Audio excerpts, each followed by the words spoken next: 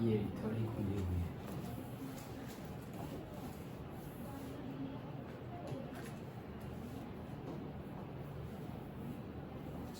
क्या है? चलो बोलो।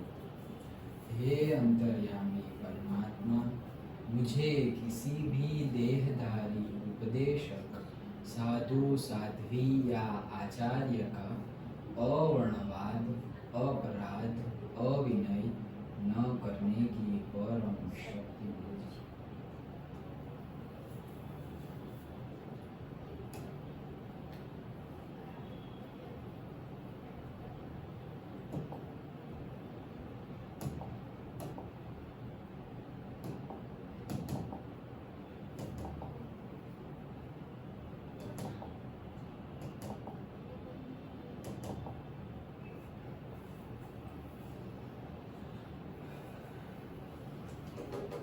चलो ये कल देख लिया था हमने।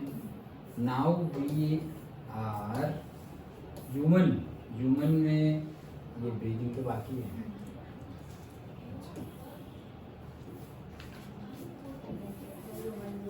हाँ,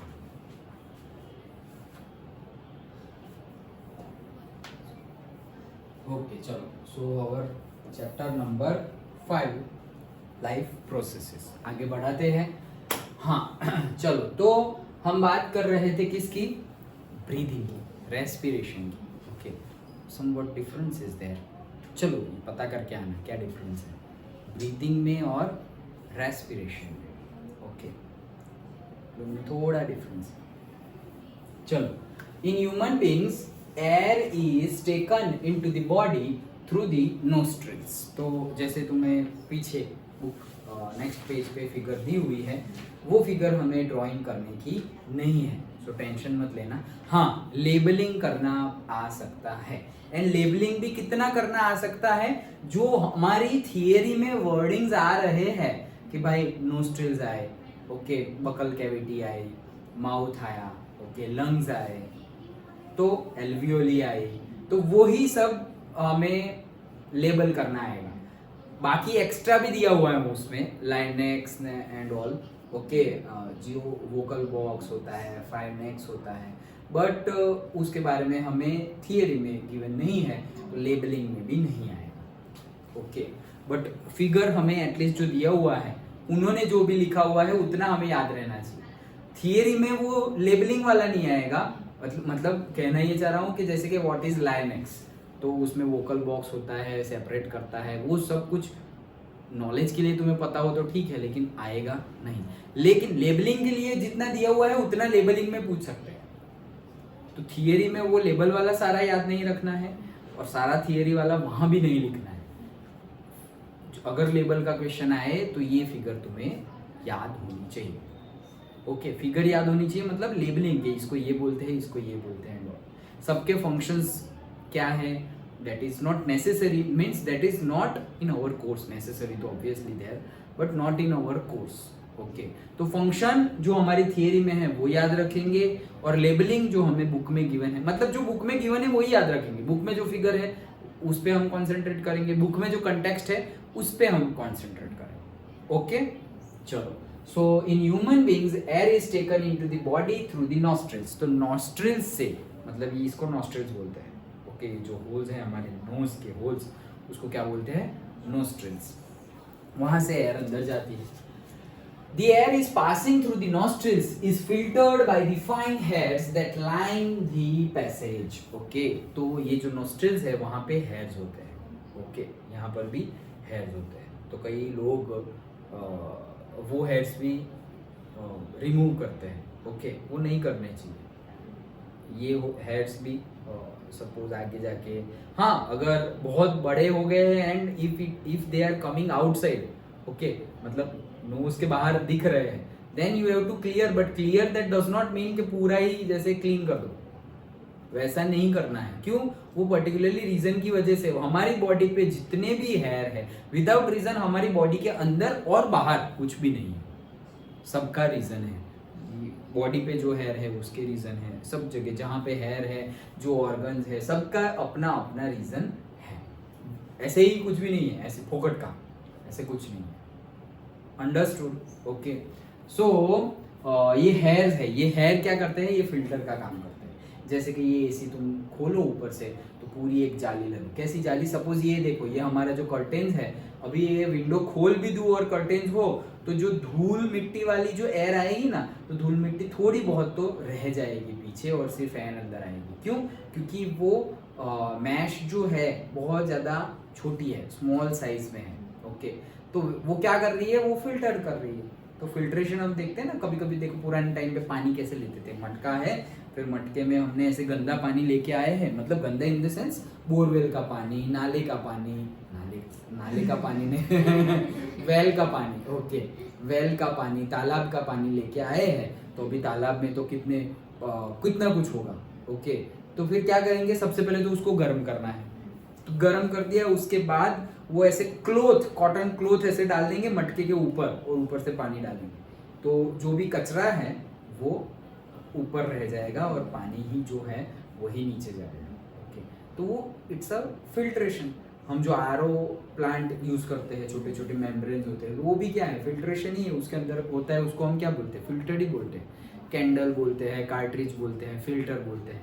होता यही है, होता यही है। अंडरस्टूड? ओके, तो हम ये हेयर से फिल्टर हो जाती है एयर, जिससे कि बहुत ज्यादा जो धूल मिट्टी है वो हमारी बॉडी के अंदर ना चली जाए। सोचो, बहुत ही माइन्यूट, हम फिगर में जितनी देख रहे हैं वो तो बहुत बड़ी बड़ी पाइपलाइंस है, एकदम माइन्यूट पाइपलाइंस है सारी। एसोफेगस जो हमने एलिमेंट्री कैनल पूरी देखी, ब्रीथिंग का जो हम अभी देख रहे हैं, सब कुछ बहुत बहुत माइन्यूट, बहुत बहुत छोटा छोटा है। तो जैसे कि हमने बोला था कि सलाइवा रिलीज हो रहा है, क्यों? क्योंकि उसको वेट भी करना है फूड को, वैसा ही नुकीला कुछ ज़्यादा क्रश नहीं किया हुआ ऐसा उतरेगा, तो इट इज़ नॉट गुड, क्योंकि अंदर की इनर लाइनिंग वॉल जो है वो बहुत ज़्यादा स्मूथ होती है। अंडरस्टूड? ओके, ये हमने देखा था। तो ये भी हेयर्स, धूल मिट्टी अंदर कुछ भी चला जाना चाहिए नहीं, that's why hair is there. और वो जो हेयर होते हैं इसीलिए फिर धूल मिट्टी वहाँ पर जम जाती है, and then when we are clean the nose, वो सब बाहर हमें निकालना चाहिए। डायरेक्ट ना निकले तो हम जब भी सुबह बात करें तो बात करने के बाद हमें निकालना चाहिए। ओके, उससे होगा क्या कि जो हेयर्स है उसके ऊपर ही चिपके हुए होंगे धूल मिट्टी ये वो, और उसको इंग्लिश में क्या बोलेंगे, I don't know the name, कि जो धूल मिट्टी चिपक के बन जाता है उसको इंग्लिश में क्या बोलते हैं। Okay, but that we have to clean. Okay, क्यों? क्योंकि वो क्लीन करेंगे तभी तो हेयर भी क्लीन हो जाएंगे, नहीं तो वो फिल्टर्ड ही नहीं होगा। ऐसा समझो कि एसी है, ये एसी का फिल्टर चॉकअप हो गया है, चॉकअप हो गया है तो क्या होगा, वो कम एयर लेगा, एयर कम लेगा तो एयर कम देगा, फिर हम सोचेंगे कूल तो हो रहा है लेकिन पहले जितना एयर फ्लो नहीं है। जैसे तुम 3 पे रेगुलेटर रख के रेगुलेट करके 3 पे नंबर पे रखो, 3rd पावर पे रखो फैन को, और फिर 4th पावर पे रखो तो हवा ज्यादा आएगी, 5th पे कर दो तो और ज्यादा हवा आएगी। तो मतलब हो क्या रहा है, एसी फुल पावर्ड है, 5 रेगुलेटर पे ही है, ओके, फुल स्पीड पे। अब फिल्टर चॉकअप हो गया तो अब थोड़ा हमें लगेगा अरे 4 हो गई हवा, इतनी नहीं आ रही, 3 हो गई, 2 हो गई, लगे हवा आ ही नहीं रही, थोड़ा ठंडा तो हो रहा है लेकिन हवा नहीं आ रही है। क्यों? पूरा फिल्टर्ड ही हो गया है। वैसे फिल्टर्ड होगा ना, तो वैसे हमारा नोज अगर पूरा फिल्टर्ड हो जाए ना, तो अब क्या होगा, हमारी बॉडी ऑटोमेटिकली मुंह से सांस लेना स्टार्ट कर दी। क्यों? क्योंकि ये चॉक हो गया है। ऐसे ऐसे जानी चाहिए एयर ऐसे, और जिसकी नहीं जा रही है दैट मीन्स के चॉकअप है। इसीलिए वो प्राणायाम करवाता है ना, क्या बोलते हैं उसे, अनुलोम विलोम। ओके, वो करना चाहिए क्योंकि वो पूरा गया, बाहर निकला, फिर वापस नया लिया, बाहर निकला, तो वो क्लीन्ड हो रहा है पूरा। तो जो भी गंदा कचरा वचरा, धूल मिट्टी है, कचरा मतलब वैसे हमें गंदा लगता है बट वो है एक्चुअल में धूल मिट्टी। ओके, हमें देखो दैट इज द ब्यूटी, दिखने में कैसा अच्छा लगता है, और एक बार काम खत्म हो जाए उसके बाद हमें गंदा लगता है। खाना दिखने में कैसा अच्छा लगता है, पानी दिखने में कैसा अच्छा लगता है, फिर टॉयलेट यूरिनेट तो हमें गंदा लगता है। देखना क्यों देखे भाई हम, लाइक दैट। सोचो, एक ही चीज है, वही चीज है, चीज वही है, फूड जो हमने खाया था वो मैंगो खाएंगे, ये खाएंगे, वो खाएंगे, सब खाएं, एंड देन सो करना क्या है, यहाँ ज़्यादा गंदा गंदा नहीं करना है और यहाँ ज़्यादा अच्छा अच्छा नहीं करना है, जो है उसको एक स्टेबल स्टेट में रह के कंप्लीट करना है जो भी हमें टास्क मिला है वो। ओके, तो ये हेयर्स होंगे, वो हेयर्स को भी हमें क्लीन करना पड़ेगा। अगर क्लीन नहीं करोगे तो फिर मुंह से ब्रीदिंग स्टार्ट हो जाएगी, फिर जाके डॉक्टर बोलेंगे कि भाई टंग क्लीन कर रहे हो या नहीं, आ करो, तो टंग क्लीन कर रहे हो या नहीं, आंखें देखेंगे कि भाई सुबह उठ के आंखें नहा रहे हो, तो यहाँ पर भी देखो धूल मिट्टी जो आंखों पे लगती है ना, तो यहाँ पे भी जम जाता है। ओके, तो ऐसे करके हम साफ करते हैं ऐसे करके। तो ये सब जो लोग 10 मिनट में नहा लेते हैं ना, वो उनके पास टाइम ही नहीं, उनको पता ही नहीं है ऐसा सब करना होता है।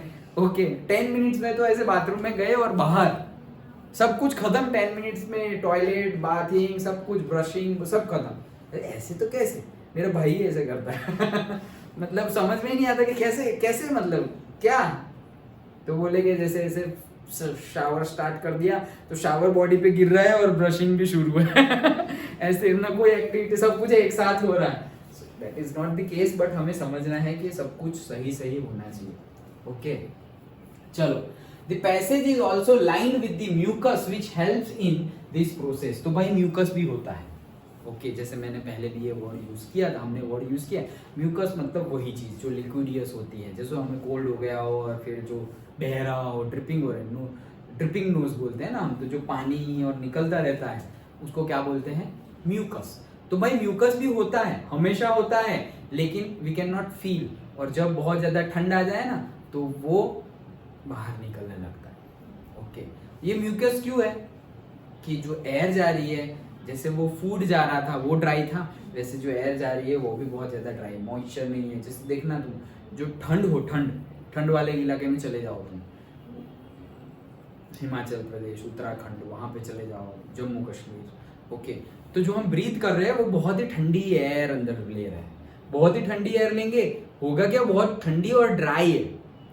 ओके, और हमारा जो अंदर का सिस्टम है उसको इतनी ड्राई एयर की हैबिट है नहीं। हाँ, वहां के लोगों को है, उनको कोई प्रॉब्लम नहीं, हम जाएंगे तो हमें प्रॉब्लम हो जाएगी। ओके, तो वो लोग यहाँ आएंगे तो भी उनको लगेगा ये बहुत गर्मी लग रही है, क्यों, उनको हवा ही गर्म लग रही है, तो बाकी तो छोड़ो, हवा जो अंदर जा रही है वही गर्म गर्म लग रही है, सब कुछ गर्म गर्म हो रहा है।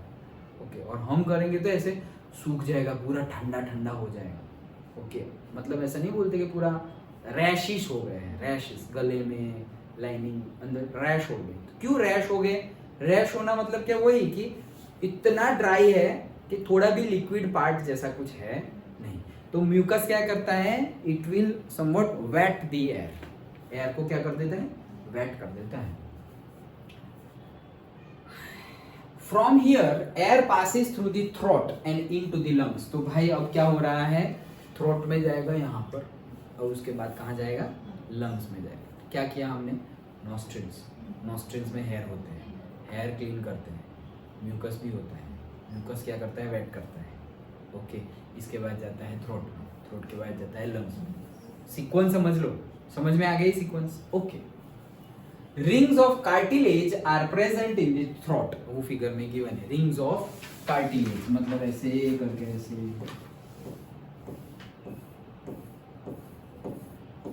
ऐसे गिवन है ना, रिंग्स ऑफ कार्टिलेज। ओके, तो ये रिंग्स ऑफ कार्टिलेज है। रिंग्स ऑफ कार्टिलेज मतलब क्या, ये सपोज ये हमारा कान है, तो ये कान पकड़ो, सब लोग अपना अपना कान पकड़ो, तो देखो ये कितना सॉलिड है, मतलब इतना ज्यादा, जैसे कि ये है, ये कितना सॉफ्ट है, ये सॉफ्ट है राइट, लेकिन ये कान के अंदर ये जो मटेरियल है, ये देखो, ये और अंदर देखो थोड़ा हार्ड है, हड्डी, लेकिन बोन नहीं है वो, इट इज नॉट बोन, ये बोन है, सपोज ये बोन है। ओके, ये बोन नहीं है और इतना सॉफ्ट भी नहीं है, बीच का मटेरियल है, इसको क्या बोलते हैं, कार्टिलेज। क्यों, क्योंकि अगर इतना सॉफ्ट होगा और ऐसी ड्राई और कोल्ड एयर अंदर गई तो पूरा सिस्टम बिगड़ ना जाए, ऐसी पाइपलाइन मुड़ गई, टूट फूट जाए, फट जाए, पंचर हो जाए, जैसे हमारी साइकिल में कैसे पंचर हो जाता है, तो इतना कुछ ड्राई चला गया, ठंडा चला गया तो कुछ पंचर हो जाए, कुछ collapse, collapse word is the correct word, collapse ना हो जाए इसके लिए कार्टिलेज होती है। तो it is a solid, it is solid but it is not bone, but bone से थोड़ा कम मतलब हार्ड होती है, but it should be there. देखो तुम महसूस कर सकते हो, ऐसे हाथ घुमाओ, ये एडम, इसको बोलते हैं एडम्स एप्पल, ये तो पता ही है। तो ऐसे हाथ घुमा दो, ये 3-4 हाथ में आ रही है ऐसा लग रहा है। 16 to 20 होती है कितनी आ रही है? 3-4 ही हाथ में आ रही है ना, ऐसे करोगे, लेकिन 16 to 20 होती है। ओके चलो, these ensure that the air passage does not collapse, this word is the correct word। Okay, तो ये पूरा कलेप्स ना हो जाए। कलेप्स नहीं बोलते कि पूरा का पूरा महल ढह गया, पूरी की पूरी बिल्डिंग ढह गई मतलब कलेप्स हो गई, ऐसे गिर गई। ओके, तो ये पूरा सिस्टम गिर ना जाए उसकी वजह क्या है? कार्टिलेज रखी हुई है। वो कहाँ पे? थ्रोट में। अंडरस्टूड? ये बेसिक आउटलाइन है, अब हम डिटेल में जाएंगे, लेकिन आउटलाइन ये है कि यहाँ से गया, यहाँ से गया, ये लंग्स में गया। Okay done? Any doubt? चलो तो आगे जाते हैं।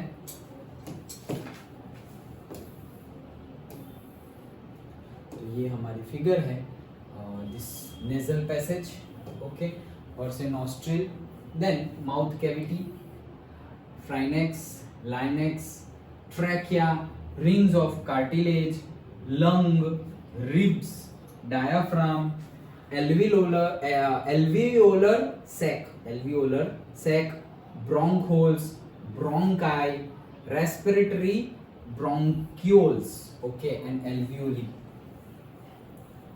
तो ये सब कुछ, ये alveoli, respiratory bronchioles, वो सब हम अभी आगे देखेंगे डिटेल में। लेकिन टैगलाइन, जो टैगिंग के लिए अगर डायग्राम पूछा जाए तो इतना हमें याद होना चाहिए। सब कुछ ये एरो भी डाल के देंगे तुम्हें सिर्फ नाम ही लिखना है, नाम भी दिए हुए होंगे, तुम्हें सिर्फ बताना है कि ये ए है, ये बी है, ये सी है। तो तुम्हें बताना है कि ए जो है वो लाइनेक्स है, बी है जो फ्राइनेक्स है, सी है जो माउथ कैविटी है। That's it. तो फिगर याद रखो। अंडरस्टूड? पक्का? ओके चलो तो स्टार्ट करते हैं। Within the lungs, the passage divides into smaller and smaller tubes which finally terminate in balloon-like structures which are called alveoli। Okay, जो अभी हमने ये balloon-like structure साइड में देखा, okay, उसको क्या बोलेंगे? alveoli। तो भाई जो लंग के अंदर अब जो पाइपलाइन है, okay, that passage divides into smaller and smaller, मतलब सपोज पहले इतनी थी, फिर आगे जाके और कम हो गई, फिर आगे जाके ऐसे और कम हो गई, फिर तो ऐसे ऐसे करके ऐसे बहुत छोटी पाइपलाइन जैसी हो गई, और फिर यहाँ पे ऐसे एल्वियोली बलून लाइक स्ट्रक्चर है। ओके, फर्स्ट सेंटेंस समझ में आ गया कि भाई ये जो लाइनिंग है, ये जो पैसेज है, वो धीरे धीरे क्या होता जा रहा है? छोटा होता जा रहा है। जस्ट इमेजिन कि trunk of a tree, okay, जैसे कि ये ट्री है, फिर यहाँ से ऐसे कुछ निकला हुआ है, यहाँ से ऐसे, यहाँ से ऐसे, और फिर इसमें ऐसे थोड़े लीव्स ऐसे। मैं दूसरा कलर यूज करना चाहिए था, बट व्हाटएवर, मैं कहना ये चाह रहा हूँ कि ये कितना बड़ा है। उसके बाद जो इसमें से ब्रांच निकल रही है, ये इससे कभी भी बड़ी हो सकती है क्या? उसकी ब्रांच कभी उससे बड़ी नहीं हो सकती। फिर ब्रांच में से जो ब्रांच निकल रही है, सब ब्रांच, ओके, वो इससे बड़ी नहीं होगी। ओके, तो वैसे करके बड़े से छोटा वैसे होता जा रहा है। वो एक स्ट्रक्चर बन रहा है। जैसे कि हम पाइपलाइन का स्ट्रक्चर देखते हैं, जिस नगर पालिका में से वाटर आता है, म्यूनिसिपालिटी वाटर, तो मेन जो पूरे रोड पे ऐसे डाल दिया कि भाई स्टेशन से लेकर के झाड़ेश्वर तक ऐसे पूरे रोड पे उन्होंने पानी की पाइपलाइन डाल दी। लेकिन ये पानी की पाइपलाइन ये है जो हमारे घर में ऐसे नल में आती है, उतनी छोटी इतनी नहीं होती, बहुत बड़ी, ये रूम जितनी बड़ी पाइपलाइन होती है, ये रूम जितनी बड़ी, इसमें से पानी आता है, और फिर उसमें से हम ऐसे बड़ी पाइपलाइंस के, भाई ये एक सोसाइटी को दे दिया, ये दूसरी सोसाइटी को पानी दिया, ये तीसरी सोसाइटी को पानी दिया, अब ये पूरी सोसाइटी को गया, और अब ये सोसाइटी है, तो सोसाइटी में ये जो पूरी सोसाइटी का पानी यहाँ पे आ रहा है, अब सोसाइटी में सपोज 50 होम्स है और हाउस है, तो इसमें से और छोटी छोटी लाइनिंग निकलेगी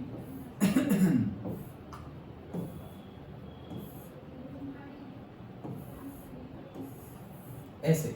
ओके, तो अब देखो इसकी थिकनेस और ये थिकनेस दोनों डिफरेंट है, इसमें से भी पानी बह रहा है, इसमें से भी पानी बह रहा है, लेकिन कहना ये चाह रहे हैं कि जैसे जैसे सपोज ये मेन जो म्यूनिसिपैलिटी से आ रही है, दैट मीन्स जो बाहर से आ रहा है वो, और जो हमारे पास यहाँ पे सोसाइटी में, और सोसाइटी में से हमारे घर में जो आ रहा है, दैट इज डायरेक्टली जो एल्वियोली के पास जा रही है वो। तो ये जो पैसेज है वो पैसेज क्या होता जा रहा है, छोटा होता जाता है। अंडरस्टूड? ओके, चलो। The alveoli provide a surface where exchange of gases can take place. तो अब alveoli में क्या होता है, वो surface provide करता है।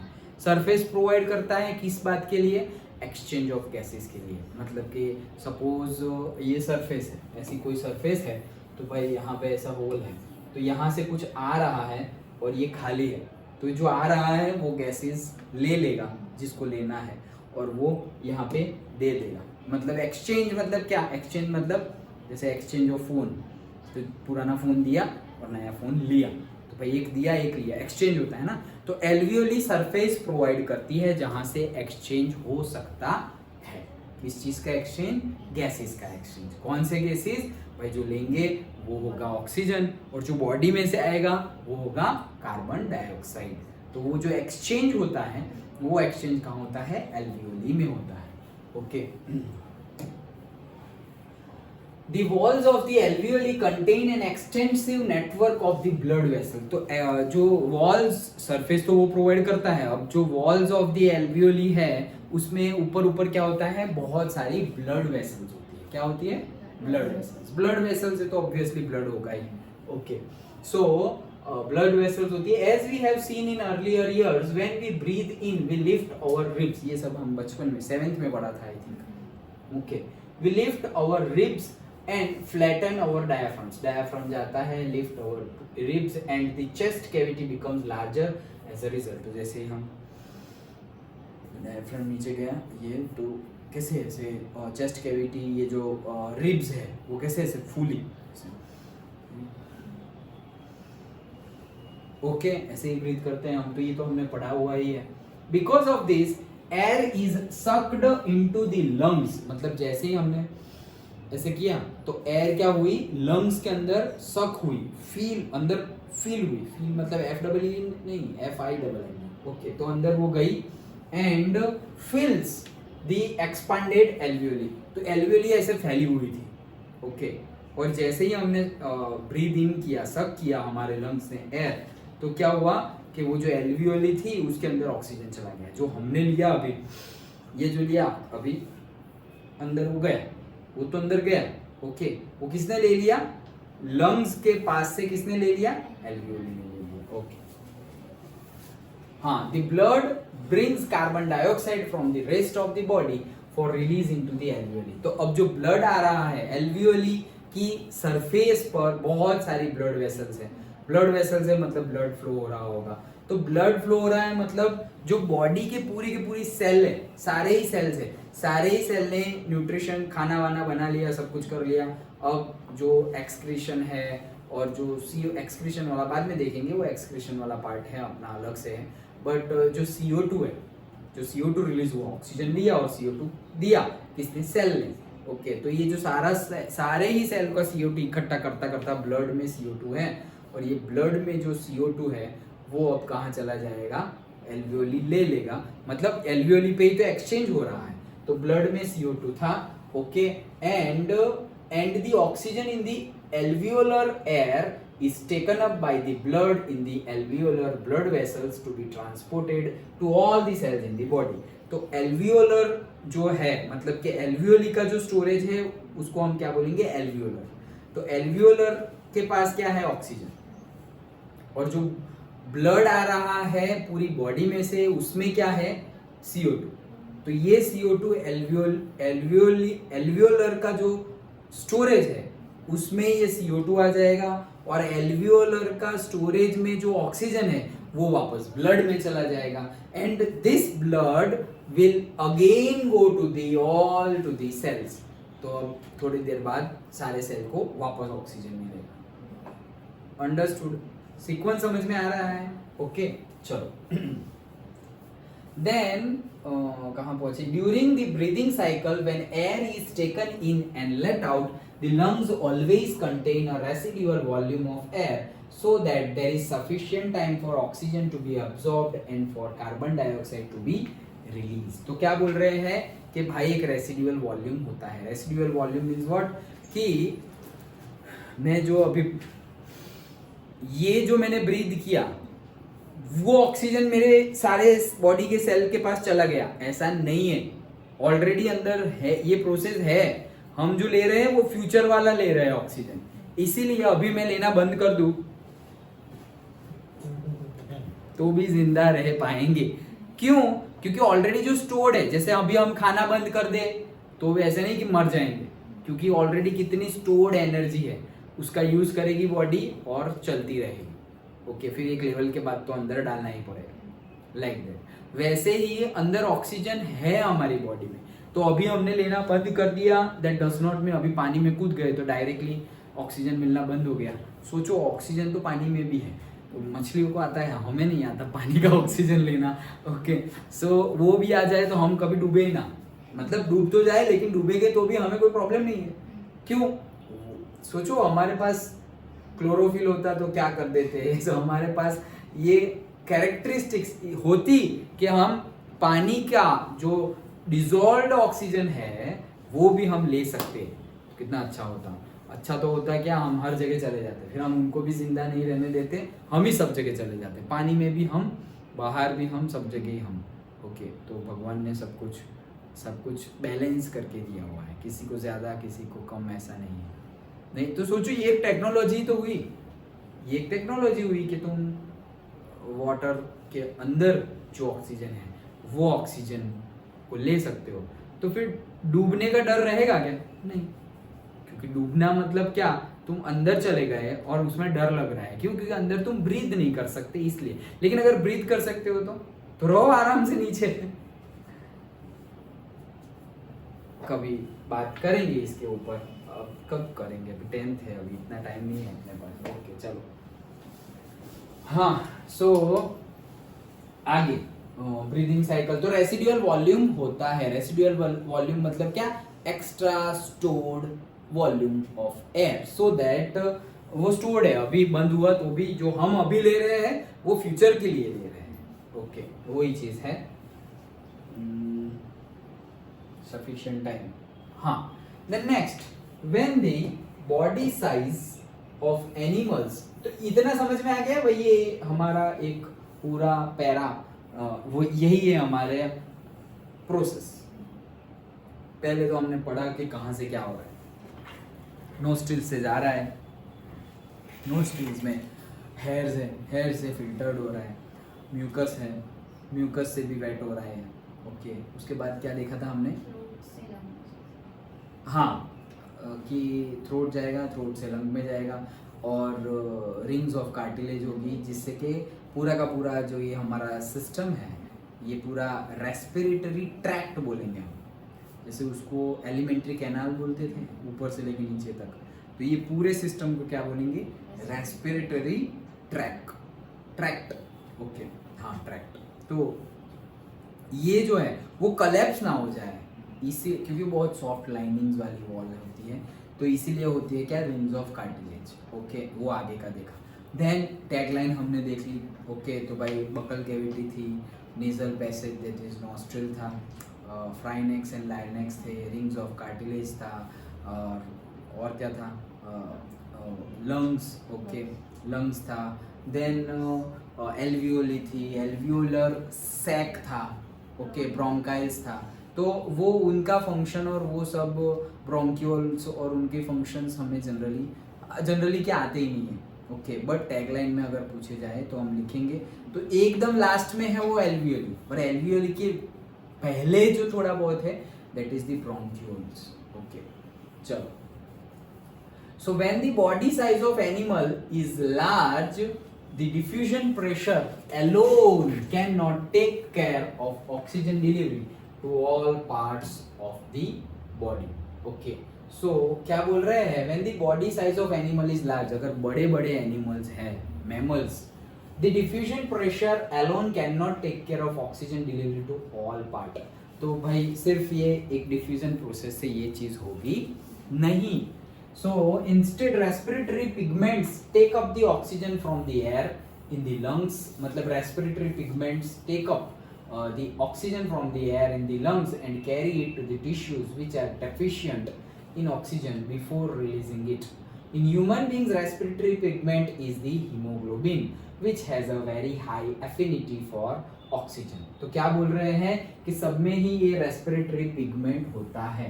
वो पिगमेंट क्या करता है, पिगमेंट मतलब ऐसा समझ लो एक लिक्विड होता है, वो क्या करता है, ऑक्सीजन को खींच लेता है। ऑक्सीजन को खींच लिया।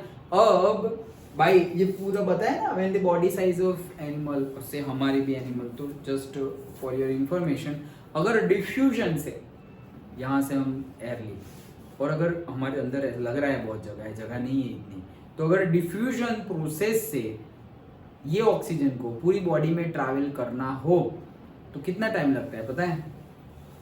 You will be shock, 3 years।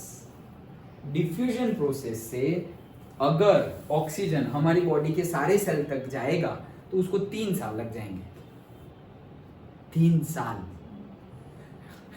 तब तक तो मर जाएंगे सारे cell. Okay, so that's why हम डिफ्यूजन प्रोसेस से जाते नहीं है, वो डायरेक्टली डिसॉल्व हो जाता है पिगमेंट में। जो हमारी बॉडी का पिगमेंट है उसका नाम हमने याद रखा हुआ है, दैट इज हीमोग्लोबिन, जिसकी बहुत ज्यादा एफिनिटी होती है, मतलब कि बहुत ज्यादा अट्रैक्टेड होता है। जैसे ही ऑक्सीजन मिला पकड़ लेगा, जैसे ही ऑक्सीजन मिला पकड़ लेगा। इसीलिए जब बोलते हैं डॉक्टर कि भाई हीमोग्लोबिन की कमी है, so it is very very much serious. ये सीरियस है। क्यों? हीमोग्लोबिन की कमी है मतलब क्या, तुम ऑक्सीजन तो ले रहे हो लेकिन वो सेल तक पहुंच नहीं रहा है इनफ अमाउंट में। ओके, तो फिर तुम एरोबिक रेस्पिरेशन नहीं एनएरोबिक रेस्पिरेशन करोगे, मतलब तुम मतलब सेल्स। क्यों? क्योंकि उनका जितना मिलना चाहिए उतना मिलता नहीं है। तो फिर वहां पे वाटर, CO2, एनर्जी रिलीज होनी चाहिए, उसकी जगह अल्कोहल और लैक्टिक एसिड रिलीज होगा, जो कल हमने देखा था। पहले केस में तो ऑक्सीजन मिले ही ना, तो इथेनॉल हमें तो मिलता है, थोड़ा बहुत कम मिलेगा तो लैक्टिक एसिड, फिर पेन। ओके, पेन एनर्जी तो सब में मिलती है बट लैक्टिक एसिड तो क्रैम्प्स, पेन्स आए। Okay, so that is not good. So that सबका रीजन होता है। ओके, तो यही चीज हमें समझनी है कि हीमोग्लोबिन अच्छा ना हो। हम बोलेंगे अरे पेन का हीमोग्लोबिन से क्या लेना देना, तो ये लेना देना है। देखो, हीमोग्लोबिन कम है तो पेन का क्या लेना देना, उनकी बॉडी में बहुत ज़्यादा पेन हो, फिर हम एनवायरनमेंट को दोषी देंगे। ओके, अरे यार ये बहुत ठंड है यार, बाहर बहुत बारिश है, बहुत बारिश है, तुम्हें ही क्यों ठंड लग रही है? सबको लगनी चाहिए, मतलब अगर सबको लग रही है तो हाँ, लेकिन देखना तुम जनरली। और सबसे ज़्यादा जो लोग बीमार पड़ते, सबको इंक्लूडिंग माई सेल्फ, ओके, कि जो बीमार होते हैं वो सीजन चेंज के टाइम पे होते हैं। हमारी बॉडी हैबिचुएटेड हो जाती है, जैसे हमारी अभी बॉडी हैबिचुएटेड है गर्मी के लिए। अभी नेक्स्ट मंथ तुम देखना यही टाइम पे, नेक्स्ट मंथ तक में भी अगर आ जाए तो, अगर रेन आ जाए तो देखना, संभाल लेना। अभी से बोल रहा हूँ संभालना। 10th है, ओके, तो 1.5 मंथ, आज की डेट से 1.5 मंथ संभाल लेना। ऑलरेडी स्नीजिंग तो है, वो शुरू हो गया है सबको। ओके, जून में केरला में बारिश आ जाती है, वो जियोग्राफी पढ़े ना, तो जून टू सितंबर मॉनसून, तो जून एंड तक यहाँ तो पहुँच ही जाएगा आराम से। 15 जून में आ जाता है, जून एंड तक पहुँच जाए।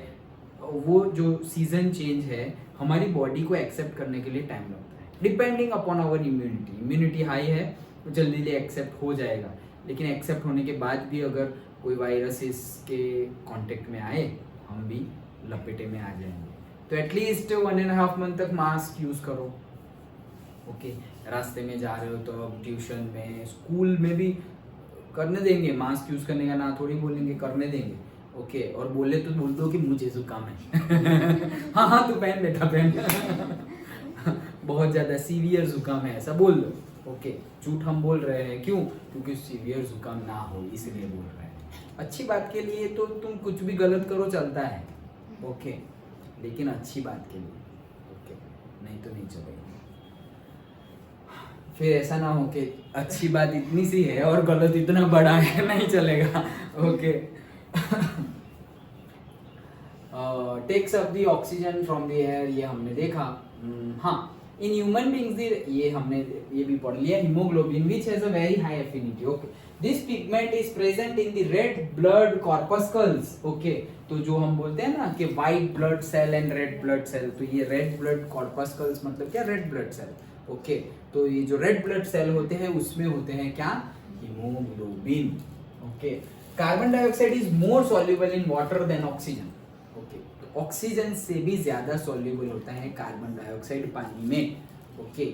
इसीलिए तो कोल्ड ड्रिंक में भर भर के देते हैं। Okay, is and hence is mostly transported in the dissolved form in our blood. तो हमारे ब्लड में ऑलरेडी डिसॉल्व होता है CO2, ऑक्सीजन भी डिसॉल्व ही हो जाता है, ओके, बट उतना नहीं जितना कार्बन डाइऑक्साइड होता है।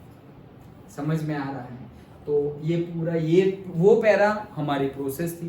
पहले क्या हुआ? इंट्रो के बाद फिगर बताई, टैगिंग देखा हमने, फिर ये ऊपर का paragraph, that is the main respiration process. अब ये जो है ये भी इम्पोर्टेंट है, तो ऊपर का नहीं, मतलब यहाँ तक का ही हमारा थियरी है, ऐसा समझो। आगे भी है लेकिन आगे डिफरेंट चीज है, ये समझ में आ गया, ओके।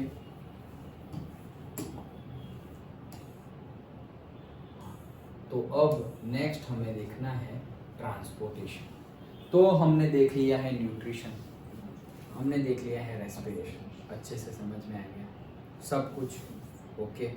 तो अब हमने 2 लाइफ प्रोसेसेस कंप्लीट किए हैं और 2 लाइफ प्रोसेसेस बाकी हैं। So that we will start transportation, okay. So transportation in human beings. तो भाई जितना भी हमने देखा कि भाई ऑक्सीजन लिया सारे सेल्स तक पहुंचाना है, अभी देखा हमने पिगमेंट काम करता है, कौन सा? हीमोग्लोबिन। तो भाई हीमोग्लोबिन किस में होता है? रेड ब्लड कॉर्पस्कल्स बोल दो या रेड ब्लड सेल बोल दो, उसमें होता है। वो कहाँ होता है? भाई ब्लड में होता है सब कुछ, इन द सेंस ब्लड, जिसपे आप प्लाज्मा भी बोलते हैं, ओके। सो उसमें सब कुछ ये होता है, तो वो लोग ही ट्रांसपोर्ट करेंगे। खाना, ऑक्सीजन लिया, वो लोग ट्रांसपोर्ट करेंगे। फूड खाया, डाइजेस्ट हुआ, वो हमने देखा था कि जो विली है, ओके, कहाँ पे? स्मॉल इंटेस्टाइन की वॉल पे, उसके ऊपर बहुत ज़्यादा ब्लड की जो पाइपलाइंस होगी, ओके, जिसको हम क्या बोलेंगे? विली की वॉल पे, मतलब स्मॉल इंटेस्टाइन की वॉल पे, जैसे एल्वियोली था, तो एल्वियोली एक सरफेस प्रोवाइड करता है to the exchange of gases, okay. उसकी ऊपर भी बहुत सारे क्या थी? ब्लड की क्या थी? ब्लड वेसल्स, वही तो। तो बहुत सारी blood vessels and blood vessels के अंदर ब्लड, ओके।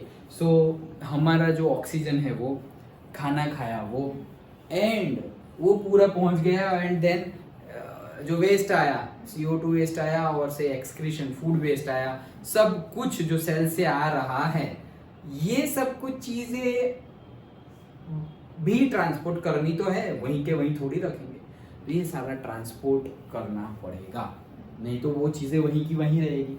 तो ट्रांसपोर्टेशन मीडियम क्या है हमारी बॉडी में? Blood. This is the transportation medium, very important.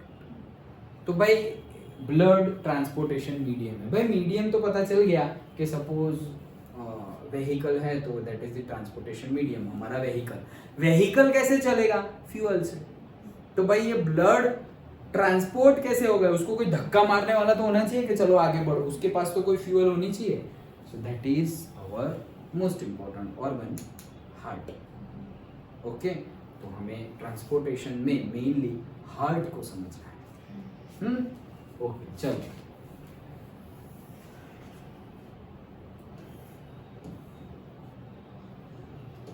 हाँ, so we have seen in previous sections that blood transport food, oxygen and waste materials in our bodies. In class 9 we learnt about blood being a fluid connective tissues. Blood consists of a fluid medium called plasma, in which the cells are suspended. Plasma transports food, carbon dioxide and nitrogenous waste in the dissolved form, and oxygen is carried by the red blood corpuscles. Many other substances like salts are also transported by the blood. सब कुछ ही आ गया है, एक एक sentence अलग अलग करके लिखा हुआ है, लेकिन फूड बोलो, ऑक्सीजन बोलो, कार्बन डाइऑक्साइड बोलो, वेस्ट मटेरियल बोलो, सब कुछ एट दी एंड ब्लड में से ही जाएगा. Okay, we thus need a pumping organ to push the blood around the body, a network of tubes to reach all the tissues, and a system in place to ensure that this network can be repaired if damaged. तो ये पूरे के पूरे कहीं पे जब suppose हम कहीं खरोच लग गई यहाँ, ओके, तो खरोच लग गई, वहाँ के सेल डैमेज हुए, बिगड़ गए तो गए, फिर उसको वेस्ट मटेरियल के साथ साथ चला जाएगा वो, लेकिन डैमेज हो गए हैं, तो डैमेज हुए तो उसको रिपेयर करना पड़ेगा, तो वहाँ पे एनर्जी बोलेंगे, हम बोलेंगे कि अरे बीमार हो गए हो, चलो जूस पियो, नारियल पानी पियो. भाई नारियल पानी को कैसे पता कि यहाँ एक्ट ज़्यादा करना है? जूस को कैसे पता चला कि यही मुझे लगा हुआ है? ओके, सो एनर्जी जो है, एनर्जी वो सेल है, वो ज़्यादा एनर्जी मांगेंगे. ओके, जैसे कोई सेल भूखा है, ओके, और कोई सेल वो बीमार नहीं है, ये साइड लगा हुआ है, ये साइड नहीं लगा हुआ है, तो ये सेल तो नॉर्मली जो रूटीन में मांग रहा है वो रूटीन ले लेगा, वो ये रूटीन तो लेगा ही, साथ साथ में और लाओ भाई, हमें रिपेयर होना है. ओके, तो ये रिपेयर होने के लिए ज़्यादा एनर्जी, दैट्स वाई ऑटोमेटिकली यहाँ पे एक वैकेंट और से वैक्यूम क्रिएट हुआ फॉर दैट पर्टिकुलर एनर्जी बोल दो, तो वो सारी की सारी एनर्जी कहाँ चली जाएगी? जहाँ पे रिपेयर होना है वहाँ. वैसे ही काम करती है हमारी मेडिसिन, कि भाई मेडिसिन हमने खा ली, सिर दर्द हो रहा है मेडिसिन खा ली, पेट दर्द हो रहा है मेडिसिन खा ली, सारी मेडिसिन जा रही है मुंह में से स्टमक में. कैसे पता चलता है कि यहाँ इफेक्ट करना है, यहाँ इफेक्ट करना है, यहाँ इफेक्ट करना है? पैर दर्द हो रहा है, पैर में इफेक्ट करना है. सोचो, छोटे बच्चे को तुम ऐसे, छोटे बच्चों को क्या है, बड़े को भी पूछो तो बोलेंगे, अरे ऐसा पूछना किसी को तो तुम्हें पता चलेगा डिफरेंट टाइप के आंसर, कि अच्छा हम जो दवाई खाते हैं, पता कैसे चलता है कि ये सब कहाँ प्रॉब्लम कहाँ है? जैसे मुझे कोहनी में, एंकल में और से कहीं पर भी, ओके, गर्दन में पेन हो रहा है, ओके, नेक पेन हो रहा है, जुकाम है, कोल्ड है, फीवर है. फीवर में तो दिखाई ही नहीं देगा कि कहाँ पे फीवर है. अरे कहाँ पे फीवर है? क्या पूरी बॉडी में फीवर है? ओके, तो पता कैसे चलेगा? तो पूछना, तुम किसी को भी पूछना कि अरे हमारी बॉडी को पता कैसे चलता है? डिफरेंट टाइप के आंसर्स पता चलेंगे. Okay, so basically working like this, कि जहाँ पे ये प्रॉब्लम हुआ है, ओके, पर्टिकुलर जगह पे ही प्रॉब्लम हुआ होगा, अब वो जगह के सेल्स अच्छे से काम नहीं करेंगे.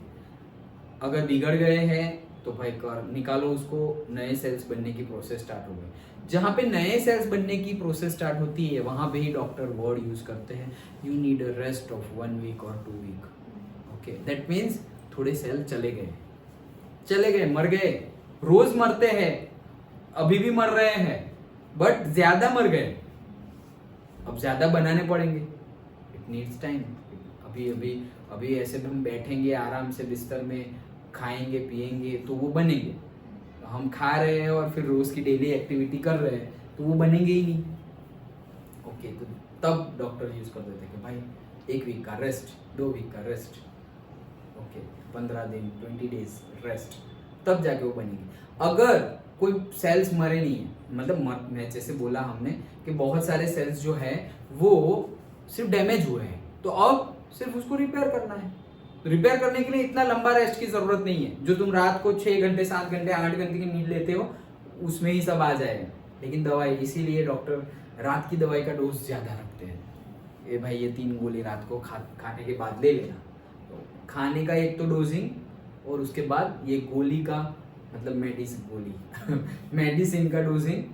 तो इतना ज़्यादा स्लीपी हो जाते हैं हम, ओके, तो सो जाते हैं. लेकिन जैसे स्ट्रोक है तो सारा का सारा बॉडी अब अच्छे से तुम्हारा जहाँ पर भी डैमेज है वो सब रिपेयर हो। एवरीडे ये होता है, एवरीडे। तुम मेडिसिन खाओ ना खाओ, that's y raised is necessary. सोचो हमारी 1/3 लाइफ सोने में जा रही है, 24 घंटे है, और अगर तुम 8 घंटे सो रहे हो तो 1/3 हो गया, 8 3 24। तो अगर तुम 100 ईयर्स जी रहे हो तो उसमें से एक्चुअली जी रहे हो 70, 30 ईयर्स तो सो रहे हो। ओके और अगर तीन तीन तीन ऐसे ही होता है, 90 ईयर्स जी रहे हैं तो 30 तो चले गए, तो 60 ईयर्स जी रहे हैं, 30 ईयर्स तो सोने में चले गए, सिर्फ सोने में। सोचो तुम सोए ना होते तो तुम्हारी लाइफ 30 ईयर्स ज़्यादा होती। ऐसा अच्छा लगता है वो 30 ईयर्स ज़्यादा जिएंगे, लेकिन सोए नहीं होते तो सोए नहीं होते तो 30 ईयर्स कम हो जाती है। क्यों? क्योंकि रेस्ट भी ज़रूरी है। ओके सो रेस्ट नहीं लेंगे तो हमें होती है कई लोगों की, और जनरली जो बहुत हायर लेवल पे पहुंच जाते हैं सेलिब्रिटीज़, उनकी मेंटेलिटी ऐसे हो जाती है कि भाई नहीं सोएंगे, ज़्यादा टाइम मिलेगा, ज़्यादा टाइम मिलेगा, ज़्यादा काम करेंगे, ज़्यादा काम करेंगे तो ज़्यादा जिएंगे। सोते रहे तो टाइम तो सोने में चला गया। बात है ए वन पॉइंट ऑफ व्यू, बात सही है। ओके बट जितना रेस्ट मिलना चाहिए उतना रेस्ट मिलना चाहिए, नहीं तो अब क्या होगा? जैसे ऐसा समझो कि नॉर्मल एज थी 90 नॉर्मल एज थी, और तुम अगर 8 घंटे सोते रहे रेगुलर 90 तक, एग्जैक्ट 8 की बात नहीं है, मतलब एवरेजली, तो 90 ईयर्स तुम जियोगे। लिविंग एज 90, उसमें से 30 ईयर्स तुमने सोने में डाल दिए, 60 ईयर्स तुम अवेक रहे। ओके अब किसको बोलेंगे भाई 30 ईयर्स का लॉस हो गया। अब वो सोचेगा कि अच्छा हम थोड़ा कम सोएंगे यार, 4 घंटे सोएंगे। ओके तो अब तुमने आधा कर दिया सोना, मतलब 8 आवर्स सो रहे थे, अब 4 आवर्स सो रहे हो, आधा सो रहे हो, तो 30 ईयर्स कम हो गए। तो अब क्या होगा? 15 ईयर्स कम होंगे, मतलब कि 75 ईयर्स तुम अवेक रहोगे और 15 ईयर्स तुमने स्लीपिंग में डाल दिए। लेकिन ये कैलकुलेशन में कोई ये ध्यान में नहीं देता, ये तो सही है one point of from one point of angle ये कैलकुलेशन सही है, लेकिन यहाँ पे ध्यान कोई ये नहीं देता कि अगर तुमने ये 7 to 8 और से what ever sleep is necessary वो नहीं ली तो 90 भी नहीं मिलेगी ना, तो 60 होगी। अब 60 होगी तो अब तुमने 60 में से 4 घंटे सोए तुम, अरे क्या कुछ कम नहीं हुआ, वही हुआ चीज। क्यों? क्योंकि तुमने रेस्ट नहीं लिया, तो तुम्हारी एज ऑलरेडी कम हो जा रही है। अभी एज कम हो रही है और उसमें तुम ज्यादा अवेक रह रहे हो, एज कम हो गई 60 हो गई, और अब तुम 60 में से ज्यादा टाइम अवेक रहोगे। सपोज 40 ईयर्स अवेक रहोगे और 20 ईयर्स स्लीप, तो तुम सोचोगे अच्छा ज्यादा किया ना, 40 तो अवेक रहे और 20 स्लीपिंग में रहे। लेकिन अगर अच्छे से स्लीप करते रहते तो 60 अवेक रहते और 30 स्लीपिंग में जाते। ये भी सोचना है, कई लोगों की ये मेंटालिटी हो जाती है। मैं तो बोलता हूँ, अभी लास्ट ईयर भी बोला था, तुमको भी बोलूँगा टाइम आने पे कि टाइम निकालो पढ़ने के लिए, थोड़ा कम सो जाओ, 8 घंटे की जगह 7 घंटे सो जाओ, 6 घंटे सो जाओ, लास्ट में ज़रूरत हो तो 5 घंटे भी सो जाओ। That I will tell you depending upon the situations. Okay और लास्ट में तो मुझे कहने की ज़रूरत ही नहीं है, तुम्हारा सिलेबस बाकी होगा, तुम्हें टेंशन होगा, तुम्हें लोड होगा, तो बोलोगे अच्छा छोड़ो भाई, ये खेलने, अरे तू जाना खेलने, यहाँ पढ़ना बाकी है और क्या खेल रहे हैं, ओके चलो ये करते हैं, अरे क्या ये करते हैं, इतना बाकी है, मेरा गोल कैसे अचीव होगा, इतनी पढ़ाई कैसे होगी, मार्क्स कैसे आएंगे। लोड होना चाहिए तुम्हारे माइंड में, स्ट्रेसफुल होके रीडिंग नहीं करना है, लेकिन ये लोड होगा तो at least you can say no. अगर ना बोलना नहीं सीखा, रिलेशन संभालने हैं, कोई रिलेटिव कोई भी तुम्हारे 10th की एग्जाम देने नहीं जाएगा और तुम्हारे 10th के मार्क्स पूछने तो पहले ही आएंगे, कितना आए, कितने आए ठीक है, मेहनत कर रहे थे तब तो ऐसे उंगली कर रहे थे। तो किसी के रिलेशन संभालने की, और फ्रेंड हो, रिलेटिव हो, कोई भी हो, पेरेंट्स के अलावा किसी का सुनो ही मत। Parents and obviously teachers, parents और टीचर के, क्योंकि वो लोग तुम्हारी भलाई सोच रहे हैं। ओके बाकी लोग उनका फायदा देखेंगे कि भाई उनका फायदा किस में है।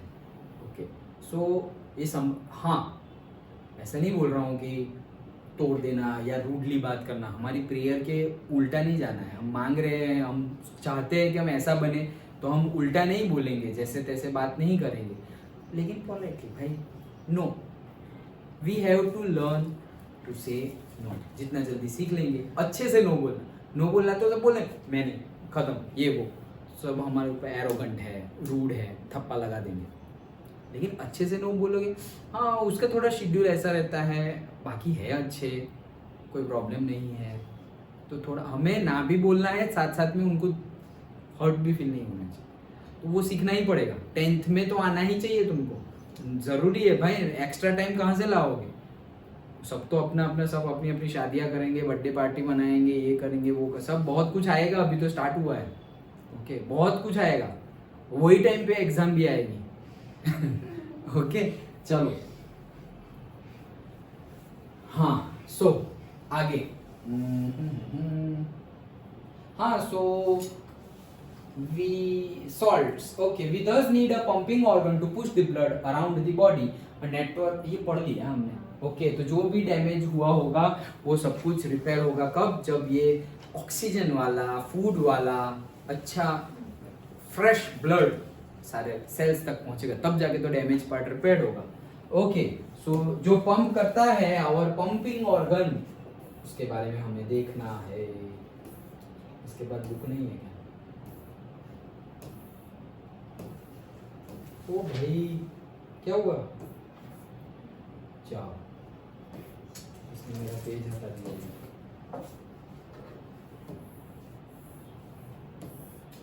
ऐसा थोड़ी चलता है, या चीटिंग करता है। आ गया जादू। चलो मतलब ऐसा भी हो रहा है, अभी मैं बंद करने वाला था। Okay so our pump the heart, तो जैसे मैंने बताया था, बुक के ऊपर बटर पेपर रखो, कॉपी मारो, 2-3 बार क्या 5-10 बार ड्रॉ करते रहो। इतना अच्छा, अरे तुम देखना, इतना अच्छा तुम लोग ड्रॉ करोगे, तुम्हें खुद पे गोटियां, ओके तुम्हें खुद पे लगेगा अरे इतना अच्छा। प्रैक्टिस हो जाएगी, समझ लो, अभी समझ लो, समझोगे उसके बाद देखो, विदाउट अंडरस्टैंडिंग भी ड्रॉ तो कर सकते हैं, अंडरस्टैंडिंग के बाद ड्रॉ करना इजी हो जाएगा। तुम्हें पता चल जाएगा कि कोई चीज़ अगर ड्रॉ नहीं करोगे तो चलेगा, उसका कोई इंपॉर्टेंस ही नहीं है। ओके यहाँ से कुछ भी कुछ जा रहा है ये वो तो चलेगा, जो इम्पोर्टेंट है वो चीज़ नहीं जानी चाहिए। चलो तो स्टार्ट करते हैं। ये हमारा टैगिंग हम बाद में देखते हैं, एक्चुअली 4 पार्ट्स है, साथ साथ में देखते रहेंगे। Okay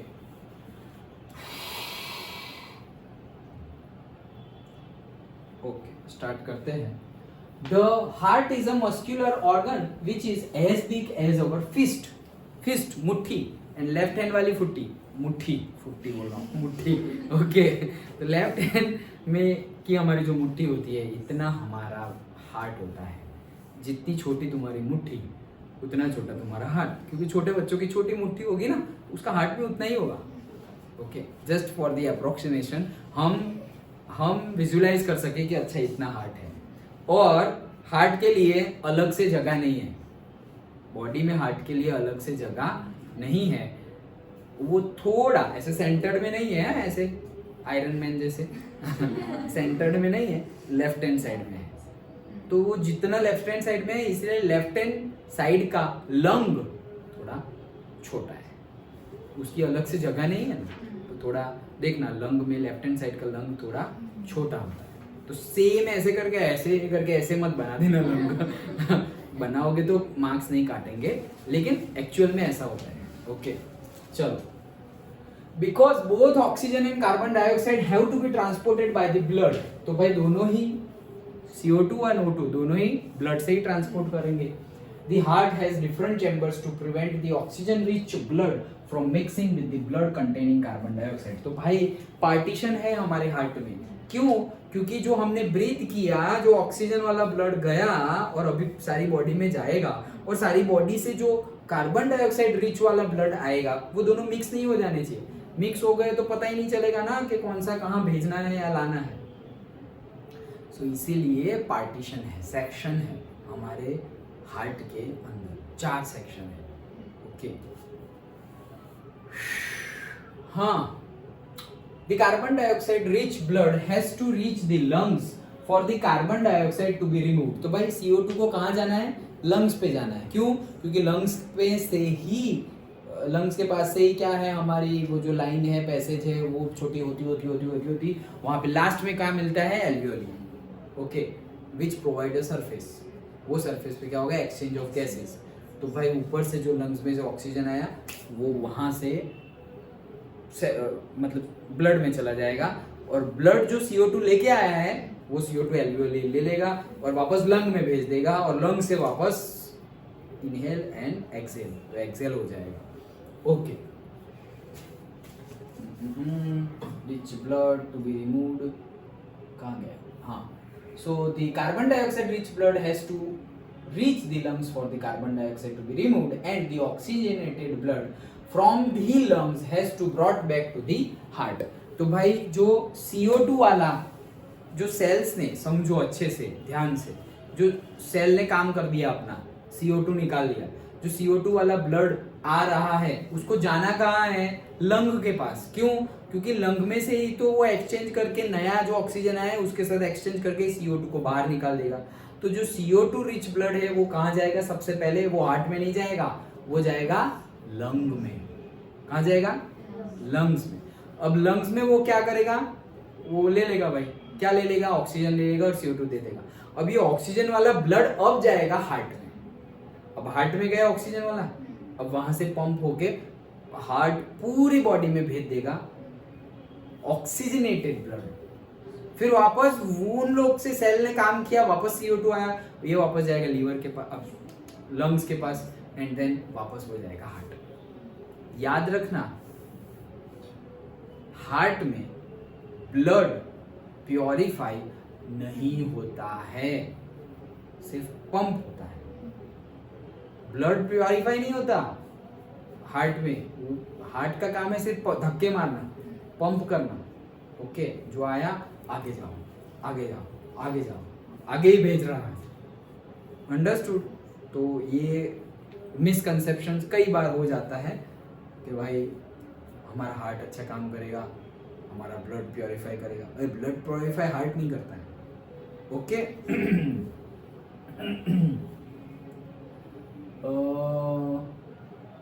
this oxygen rich blood is then pumped to the rest of the body। okay, चलो तो स्टार्ट करते हैं। we can follow this process step by step। चलो स्टेप बाय स्टेप जाते हैं। oxygen rich blood from the chamber of the heart on the left। भाई 4 मैंने बोला ना 4, अभी इसको छोटा करना। क्या हुआ? वो line from the thin body, कौन सी? उसी के नीचे वाली ऑक्सीजन रिच। ये नहीं पहले जहाँ से बना वहाँ से यहाँ से नीचे, उसके नीचे, ये उसका क्या? उसके नीचे वाली लाइन आपने नहीं मतलब नहीं पढ़ी ये हाँ। अच्छा बाकी है ऐसा। हाँ हाँ हाँ हाँ ओके। तो हाँ इतना ठीक है, इतना ठीक है। इसमें दिखाई दे रहा है? देखा? ओके चलो। हाँ तो जैसे मैंने बताया 4 सेक्शन है। ऐसे मत बना देना, तुम्हारे समझने के लिए बता। ये हार्ट ओके। अब 4 सेक्शन है, तो ये 1 2 3 4 सेक्शन हो गए। ये पहले यहाँ समझ लो, फिर मैं बताता हूँ। ऑक्सीजनेटेड ब्लड, अच्छा ऑक्सीजन वाला ब्लड, ऑक्सीजन रिच ब्लड कहाँ आएगा? ये से। ओके अच्छा चलो उसमें से ही समझना। Oxygen rich blood from the lungs comes to the thin walled upper chamber of the heart on the left, that is the left atrium. Okay तो यहाँ देखो ये कौन सा है? ये जो तुम्हें दिया हुआ है फ्रंट फेस से दिया हुआ है। ओके मतलब लेफ्ट मतलब हमें यही बताना है। समझ में आ रहा है? जैसे कि तुम देखोगे, मैं लिखूंगा तो तुम्हारा लेफ्ट और मेरा लेफ्ट दोनों का डिफरेंट है ना, उस हिसाब से लेफ्ट है उतना याद रखो, लेफ्ट है वो याद रखो। डन? ओके बट जैसे मेरा लेफ्ट तो मेरा तो ये है लेफ्ट, तो तुम्हारा तो वो राइट है ना, समझ रहे हो?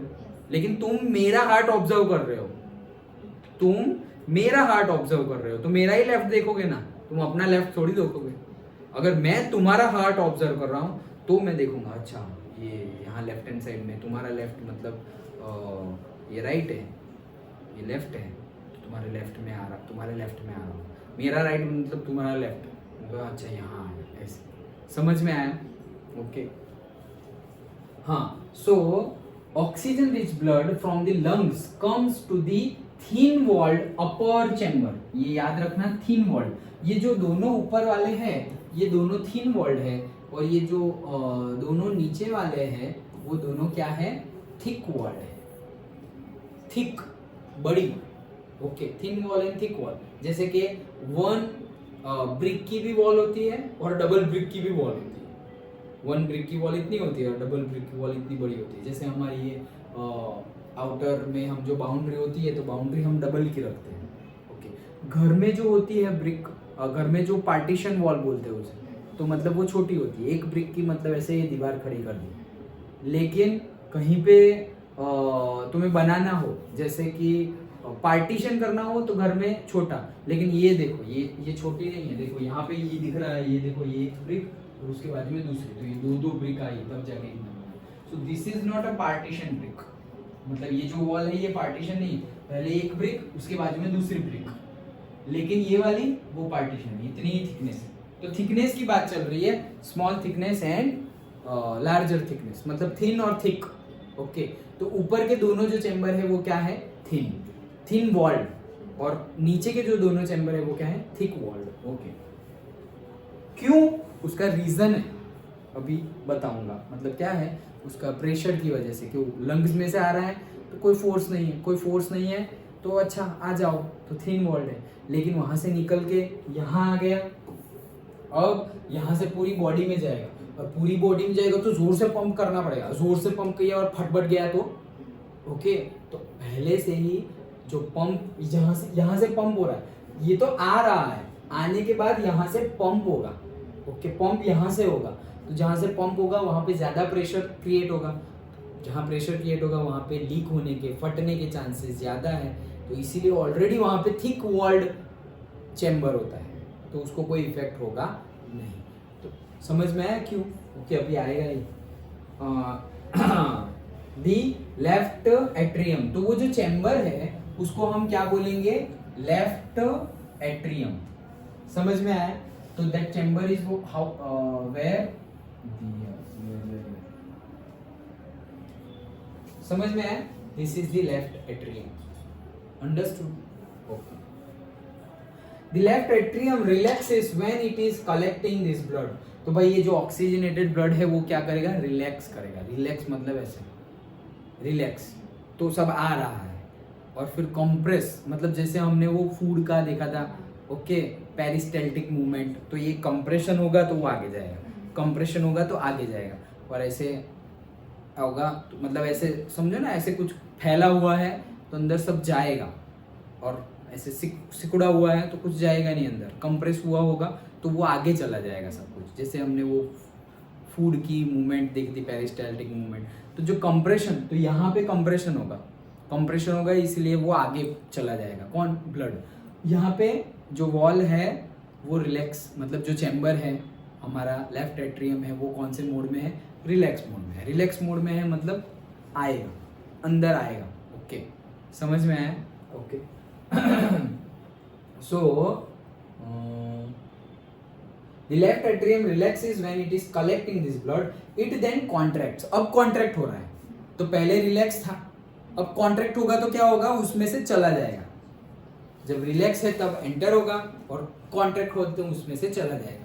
तो अब ये कॉन्ट्रैक्ट हुआ तो उसमें से कहाँ चला जाएगा, नीचे आ जाएगा, डन, तो कॉन्ट्रैक्ट हो गया। देखो बहुत सिंपल है, यहाँ आया, यहाँ से यहाँ आया, यहाँ से बॉडी पार्ट में गया, बॉडी पार्ट में से फिर वापस यहाँ आया, यहाँ से यहाँ आया, वापस चलता रहेगा। अभी हम समझ लेंगे, लेकिन अच्छे से ध्यान दो, ओके। हाँ, तो the left atrium relaxes, it then contracts, while the next chamber, the left ventricle, इसे क्या बोलेंगे, लेफ्ट वेंट्रिकल, ओके, और ये लेफ्ट एट्रियम, ये राइट एट्रियम, ये लेफ्ट एट्रियम, ये राइट वेंट्रिकल, ये left ventricle. So when the left, मतलब ये जब कॉन्ट्रैक्ट होगा तो ये क्या होगा, रिलैक्स। ये रिलैक्स होगा तभी तो ले पाएगा। ये रिलैक्स था तब वो ले पाया था, अब ये रिलैक्स होगा तब वो ले पाएगा, और वो कॉन्ट्रैक्ट होगा तब वो आगे भेज पाएगा। किसको, किसको, ब्लड को। Okay, so that the blood is transferred to it, मतलब यहां आ गया। Okay, when the muscular left ventricle contracts in its turn, मतलब जब उसकी बारी आएगी तब जब वो कॉन्ट्रैक्ट करेगा तो उसमें से पंप हो जाएगा ब्लड। ओके, तो उसमें से ये देखो अभी यहाँ ओके, ये तो बंद हो गया, दिखाई नहीं दे रहा, दिखाई नहीं दे रहा, ये पीछे से ये लाइन निकल रही है, समझ में आया? तो पीछे से यहाँ से बंद दिखाई दे रहा है, ऐसे बंद नहीं होता। ओके, तो ये पीछे से लाइन जा रही है।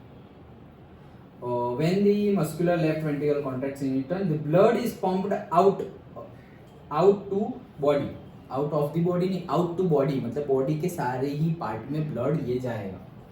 Deoxygenated blood comes from the body to the upper chamber on the right atrium as it relaxes। तो deoxygenated मतलब CO2 वाला, तो जो CO2 वाला ब्लड है वो CO2 वाला ब्लड पूरी बॉडी में से इकट्ठा हुआ, ये ऑक्सीजनेटेड ब्लड पूरी बॉडी में गया, सारे सेल के पास गया, उन्होंने काम किया, अब मिल गया उनको CO2, सेल में से CO2 मिल गया ब्लड को। अब ये ब्लड जो है वो राइट वेंट्रिकल नहीं, एट्रियम के पास जाएगा। ये कौन सा है, CO2 रिच, ये कौन सा है, O2 रिच, ये है O2 रिच और ये है CO2 रिच ब्लड, ये यहाँ आ जाएगा। और कोई भी चीज आ रही है तो वो रिलैक्सिंग में ही होगा, तो वो रिलैक्सिंग में है। Okay, blood is pumped out from the body to the upper chamber on the right atrium as it relaxes.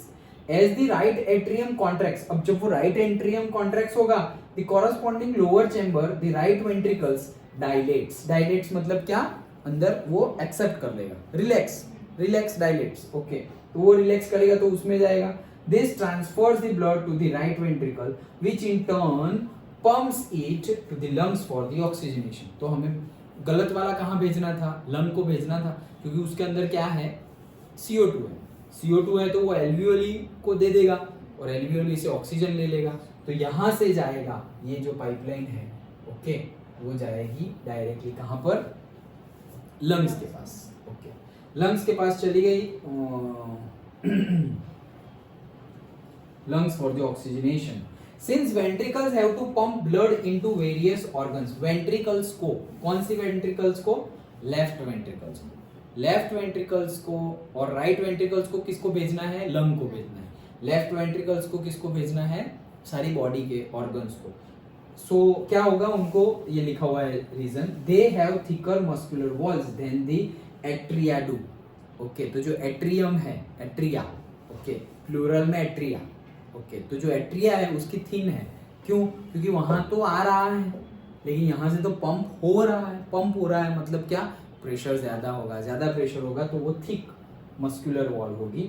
Valves ensure, यहाँ पे वाल्व्स होते हैं, मतलब ये जो जगह है दैट इज वाल्व, अंडरस्टूड, तो ये वाल्व है। ओके, वाल्व का क्या जगह है कि भाई ऑक्सीजनेटेड ब्लड सपोज यहाँ से यहाँ आ गया, अब तुम ऐसे हिले डुले उल्टे पुल्टे हो गए तो ये ब्लड वापस यहाँ चला गया तो गड़बड़ हो जाएगी, तो वो वाल्व नॉन रिटर्न वाल्व है। क्या है, टेक्निकल टर्म में उसे बोलते हैं NRV, नॉन रिटर्न वाल्व। एक बार यहाँ से जो गया वो वापस आएगा नहीं। तुम यहाँ से गया और हम उल्टे पुल्टे हैं, खेल रहे हैं, सो रहे हैं, ऐसे गोल गोल घूम रहे हैं बेड पे, तो क्या होगा, वो वापस जाएगा तो प्रॉब्लम हो जाएगी। ओके, सो वो होना चाहिए नहीं, उसके लिए वाल्व है। वाल्व क्या करेगा कि it will only provide the path in one way, वापस नहीं आ सकते वहां से।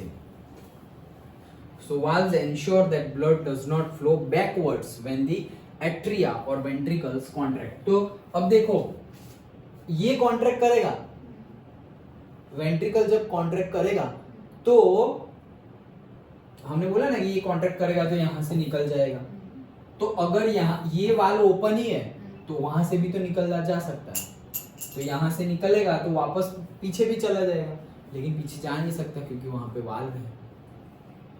Understood, okay. समझ में आया पूरा? देखो तो अब हमें इतना याद टैगिंग इतनी याद रखनी है। Pulmonary arteries, pulmonary veins, left atrium, left ventricle, septum, right ventricle, vena cava from lower body, right atrium, vena cava from upper body, सिर्फ लिखने के लिए। एरोटा, ओके, इसको क्या प्रोनाउंस करते हैं? एरोटा, ओ को ऐसे ही प्रोनाउंस करते हैं, एरोटा। सो ये पूरा टैगिंग के लिए है, जैसे उसमें बताया था वैसे ही टैगिंग के लिए ये कंटेक्स्ट जो हमें दिया हुआ है उतना हमें याद रखना है। ओके, याद रखना है, और टैगिंग तुम्हें भी वैसी ही करनी है। ये ऐसे मत कर देना कि भाई ये है राइट है तो यहाँ राइट वेंट्रिकल, ये लेफ्ट है तो जैसा बुक में दिया हुआ है डिट्टो वैसा ही छाप के आना है। ओके, क्योंकि उन्होंने उनका देखने का पर्सपेक्टिव जैसा है वैसा उन्होंने दिया हुआ है, तो हम भी वैसा ही देंगे। अंडरस्टूड? तो ये पूरी की पूरी प्रोसेस थी हमारे हार्ट की पंपिंग की। अंडरस्टूड? ओके, सो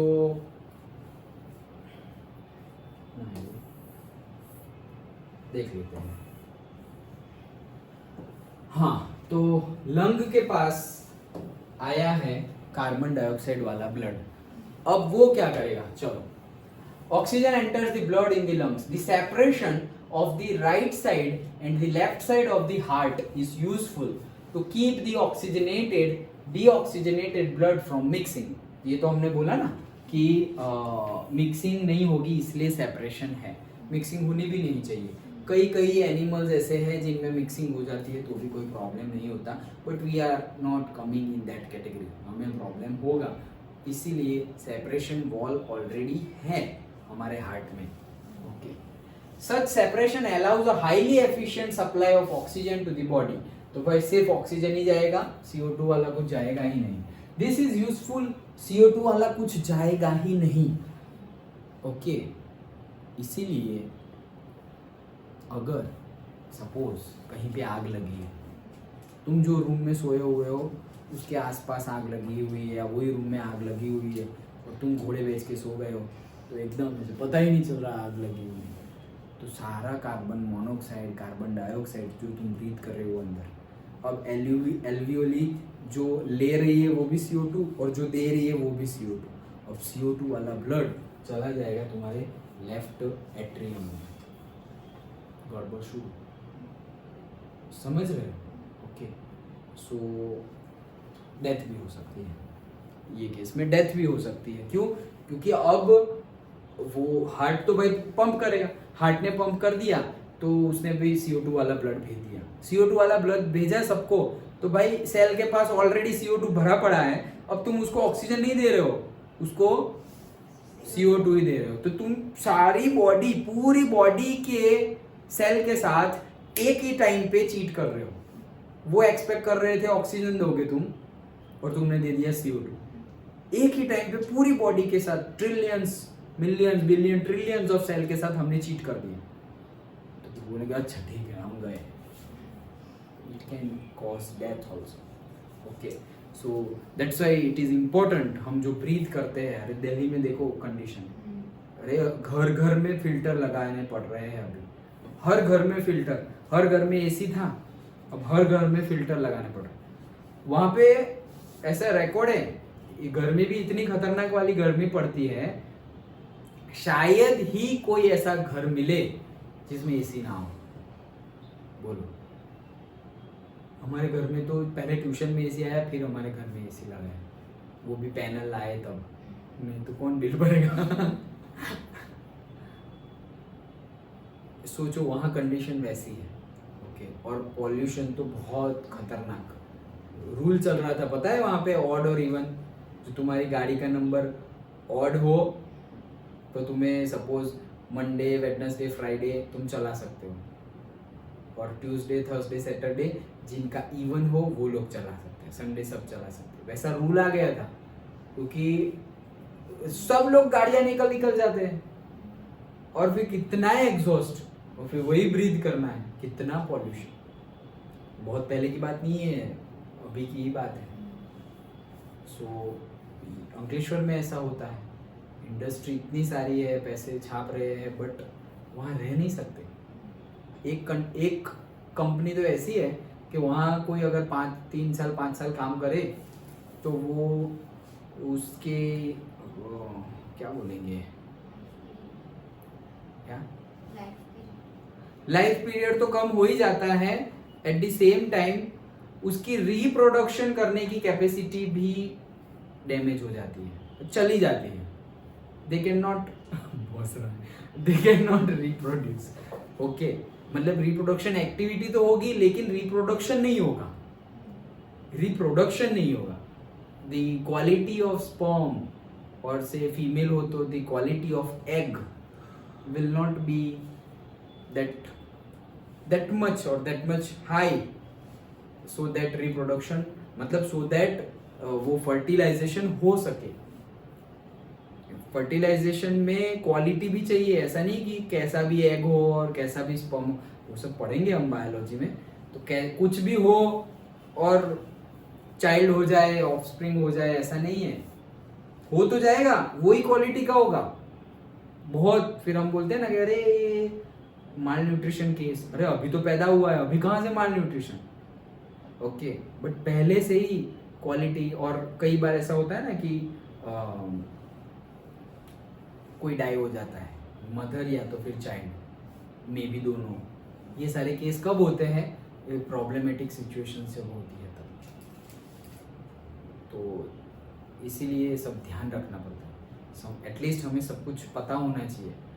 अनजाने में फिर हम क्या होता है कि क्वालिटी किसी को पता ना हो, सपोज चले गए जॉब करनी है, पैसे कमाने, ये वो पता नहीं है, और फिर हो गया ऐसा कुछ। वहाँ ऐसा नहीं है, नहीं तो फिर वहाँ काम ही कौन करेगा। But you have to go where whatever is needed, mask, whatever type of mask is needed, you have to follow the rules and regulations. तो हम जा सकते हैं, कर सकते हैं, लेकिन ऐसे ही तो क्वालिटी ही डिग्रेड हो जाएगी, इनफर्टिलिटी आ जाएगी, इनफर्टिलिटी। ओके, जैसे सॉइल हम बोलते हैं इनफर्टाइल हो गई, fertile land and infertile land. Okay, जिसको हम बैरन लैंड बोलते हैं। फिर उसमें तुम कितना भी पानी डालो, कितना भी सीड डालो, होगा ही नहीं प्लांट, क्योंकि लैंड ही ऐसी हो गई है, सॉइल ही वैसी हो गई है, गया सब। कितना भी फर्टिलाइजर डालो, धीरे धीरे करके फिर बहुत कुछ करके, दवाइयाँ करके ये वो करना पड़ता है। ओके, सो ये सारी चीज़ें बहुत मतलब देखो, सिर्फ एक हम ब्रीदिंग भी कॉन्शियसली, हम कभी भी ब्रीदिंग, कॉन्शियस ब्रीदिंग करते हैं, करना चाहिए कॉन्शियस ब्रीदिंग। एटलीस्ट तुम 2 मिनट से स्टार्ट करो आज से, 2 मिनट, दिन के 2 मिनट कॉन्शियस ब्रीदिंग, बैठ जाओ ऐसे। 1 मिनट से स्टार्ट करो, 1 मिनट तो है ही तुम्हारे पास, 1 मिनट ऐसे बैठ जाओ, एंड देन ना जो नॉर्मल हो रहा है वही ब्रीदिंग लेनी है, ना बहुत डीप, ना बहुत शैलो, ना आवाज के साथ, ना साइलेंटली। जो हो रहा है होने दो, जस्ट ऑब्जर्व कि तुम्हारी ब्रीदिंग ऐसी है। जो हो रहा हो वो सिर्फ 1 मिनट के लिए, 1 मिनट में मे बी तुम 3-4 बार ब्रीथ कर रहे हो, 3-4 बार ब्रीथ, कॉन्शियस ब्रीदिंग करो। जैसे हम सो जाते हैं तब होता है, लेकिन वो अनकॉन्शियस होता है। सो गए वो अनकॉन्शियस हो। कॉन्शियस में ऐसे करो, you will feel how much relax it will give. Okay, चलो यूजफुल कहाँ पहुंचे हम?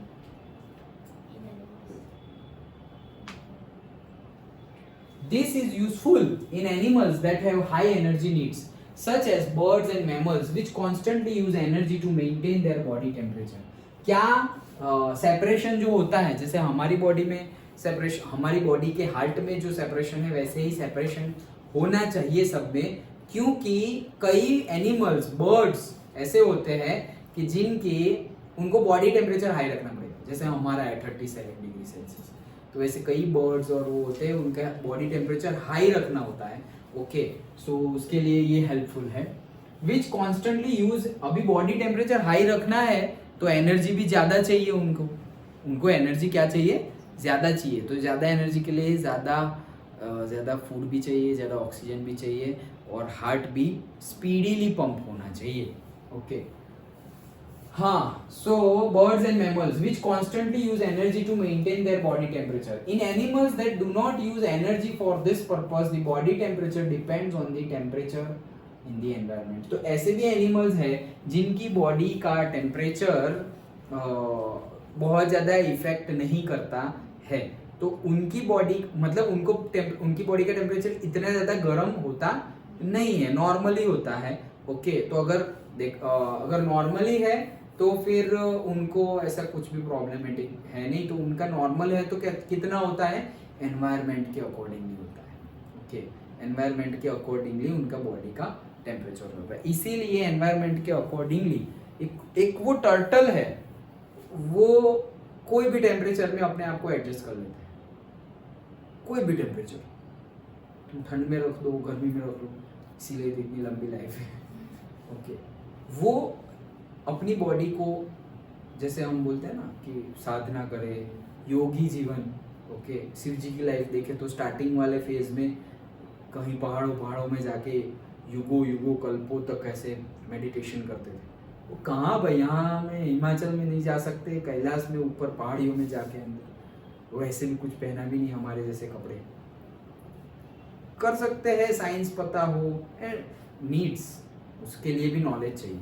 ओके, अभी हम वो बात नहीं करेंगे, नहीं तो हमारा रह जाएगा. हाँ, so depends on the temperature environment. Such animals like amphibians और many reptiles have 3-chambered hearts and tolerate some mixing of the oxygenated and deoxygenated blood streams. तो भाई कई एम्फीबियंस ऐसे होते हैं, जैसे कि मेंढक, फ्रॉग. तो फ्रॉग है और से रेप्टाइल्स है. रेप्टाइल्स में कौन कौन आ गए, स्नेक आ गया, क्रोकोडाइल आ गया, छिपकली आ गई, वो जो भी रेंगते हैं वो सारे आ गए रेप्टाइल्स. ओके, तो वो लोग जो है उनमें अगर मिक्सिंग हो जाए ऑक्सीजन वाला ब्लड और CO2 वाला ब्लड तो चलता है, प्रॉब्लम नहीं होता उनको. और उनका हार्ट 3 चैम्बर का होता है, हमारा 4 चैम्बर का है, उनका कितने का होता है, 3 चैम्बर का होता है. इसीलिए कभी कभी मिक्स हो जाता है, बट चलता है उनको, कोई प्रॉब्लम नहीं. Okay, and tolerate some mixing. Okay, fishes on the other hand, भाई ये लोग एकदम अलग है. फिशेस सिर्फ 2. ओके, खतरनाक एकदम, सबसे अलग. Fishes on the other hand have only 2 chambers to their hearts and the blood is pumped to the gills. Blood कहाँ जाएगा, गिल्स में जाएगा एकदम स्टार्टिंग में. एंड कहाँ गया, gills and is oxygenated there. वहां पे ही ब्लड में से ऑक्सीजन गिल्स में से ही, मतलब गिल्स के पास जाएगा ब्लड, उसी में से ऑक्सीजन मिल गया and passes directly to the rest of the body. मतलब हमारी बॉडी में 2 बार आता है, हार्ट के पास ब्लड 2 बार आता है, एक बार ऑक्सीजनेटेड, एक बार डीऑक्सीजनेटेड. फिशिश में क्या होता है, सिर्फ 1 बार. ओके, तो हमारी डबल साइकिल है, उनकी सिंगल साइकिल है. Okay, thus blood goes only once through the heart in the fish during one cycle of the passage through the body. On the other hand, it goes through the heart twice during each cycle in the vertebrates. हम लोग vertebrates मतलब क्या, वैसे animals जिनकी ये spine हो. Okay, पूरी की पूरी स्पाइन हो, उनको क्या बोलेंगे, वर्टेब्रेट्स. ओके, हम भी उसमें आ गए. This is known as double circulation. तो वो किसका है, डबल सर्कुलेशन है. तो देखो, schematic representation of transport and exchange of oxygen and carbon dioxide. तो ये लंग है. ओके, अब ये लंग में से देखो क्या हो रहा है, पल्मोनरी वेइंग फ्रॉम लंग्स. ये भी again figure and our text different. और ये तो 1% चांस मैं बोलूँगा बोलने के लिए, अदरवाइज ये फिगर नहीं पूछी जाती, टैगिंग के लिए भी नहीं पूछी जाती है, but just we will do it. Pulmonary vein from the lungs, aorta to the body जाएगी, आर्टरी, देन आर्टरी में capillaries in the body organs apart from the lungs. And then ये सेल्स में से आ गया है, यहाँ एक्टिविटी हो गई है, अब CO2 आ गया. तो ये जो देखो, जो आगे जाके हमें पढ़ना ही है, ये आर्टरी एंड वेन दोनों में से ब्लड ही फ्लो होता है, लेकिन ऑक्सीजनेटेड ब्लड जो पाइपलाइन में से फ्लो होता है उसको आर्टरी बोलते हैं, और CO2 वाला ब्लड जो पाइपलाइन में से फ्लो होता है उसको वेन्स बोलते हैं. तो ये वेन्स में से गया from the body, vena cava. Okay, ये पूरा आ गया है and then pulmonary artery to the lungs. ये हार्ट ही है हमारा, ओके तो ये क्या गया, वापस लंग में चला गया। यहाँ पे लंग कैपिलरीज है, अंडरस्टूड, सिंपल, ओके। ये पर्टिकुलर पोर्शन में से एक एक मार्क के क्वेश्चंस पूछे जाने के चांसेस ज़्यादा है, क्योंकि ये पैरा कोई डायरेक्टली थियरी में नहीं पूछे। उसके पहले का पूछ सकता है कि ह्यूमन में रेस्पिरेशन का बताओ पूरा activity, okay. This particularly can be asked in MCQ और से 1 मार्क क्वेश्चंस, अंडरस्टूड, पक्का।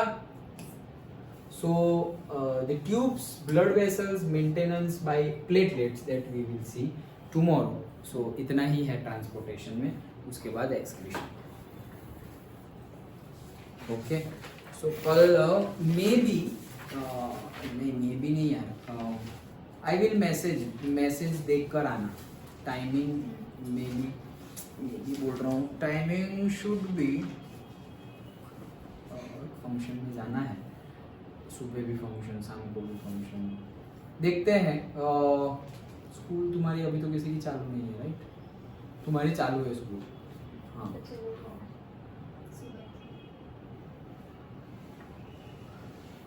ओके, तो टाइमिंग में भी चेंज, तो देख लेना मैसेज, 1 बजे तक मैसेज देख लेना, या फिर 1 बजे ही देख लेना। जल्दी होगा या लेट होगा?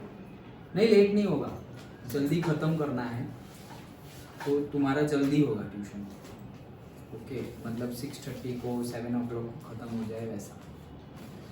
7 को तो होता ही है, लेकिन 7 को नहीं होता है, ओके। देखते हैं, ज़्यादा कुछ आगे पीछे नहीं होगा, बट होगा ज़रूर। जो भी हो, अगर ना भी हो मैं मैसेज कर दूंगा। मैं बोल रहा हूँ सिर्फ एक बार देख लेना कल के लिए पर्टिकुलर, अभी तो यही सोच के जाओ कि यही टाइम है, ओके। और वो स्टार्ट कर दो, क्या पढ़ना है इस बार।